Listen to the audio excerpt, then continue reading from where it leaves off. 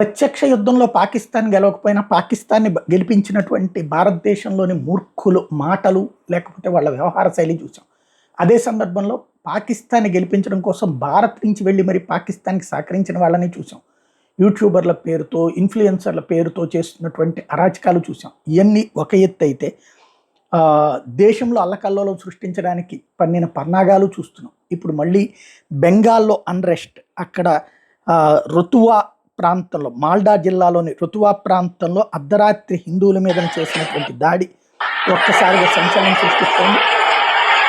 తద్వారా అరాచకాలు ఎలా జరుగుతున్నాయి, మళ్ళీ అన్రెస్ట్ ఇంటర్నల్గా క్రియేట్ చేయడానికి అలాంటి ప్రయత్నం జరుగుతుంది కనబడుతుంది.